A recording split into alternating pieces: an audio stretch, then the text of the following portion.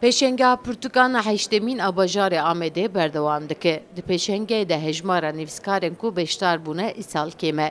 Nivîskarên jin didin zanên ku sala par berhemên nivîskarên jin ên bi taybet jinên Kurd zêde bûn û beşdariya wan jî berbiçav bûn. Lê îsal rengê jinan kêm xuya dike. Heman demî de jin didin zanên ku berhemên ku bi destê jinê hatine nivîsandin bêtir bêhêstiyarin. Nivîskarê pîrek li vê derê saya nebgoriya dilê min e. Dilêm dixwaste gom zêdetir bê. Wa salê pêştir sankî zehftir bin pîrek. Vêga hema em dikarî tiliya bihejmêrê. Ez wisa dixwazim got saya pîrekê kurman jî zêde bibe ji nivîskariya re. Kadın yazarlarıma çok daha. Ez her sal beşdarê pêşengeha Amedê dibim. Em him pirtûkên xwe îmze dikin, him jî tevlî panelan dibin. Lê îsal rengê jinê kêm xuya dike. Li belê jin bi berhemên xwe hene. Hebûna jinê di edebiyatê de zenginiyek e. Jin bi pênûsa xwe xwe ji nû ve diefrîne. Xwe dinase û hêza xwe nas dike.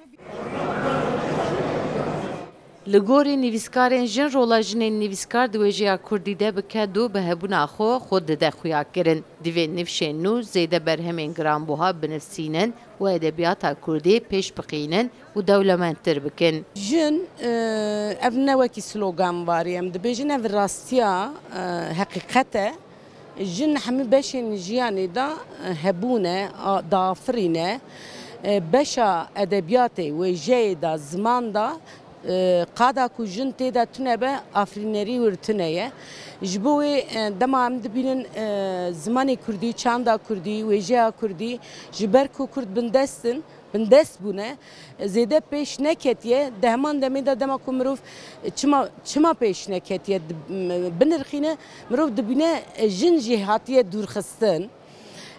Ama ev salên dawî ez dikarim bibêjim 20 sal an jî derdora 30 sal hindik be jî êdî jin jî pênûsa xwe girtiye di nava bê qadê de rûniştiye.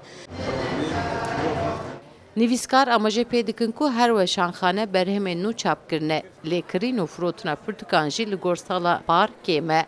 Sedema nefrotina pirtûkan yek jî wekî rewşa aboriya Tirkiyeyê ku têde ye dibînin. Sevda Kaplan, Kurdistan TV, Amed.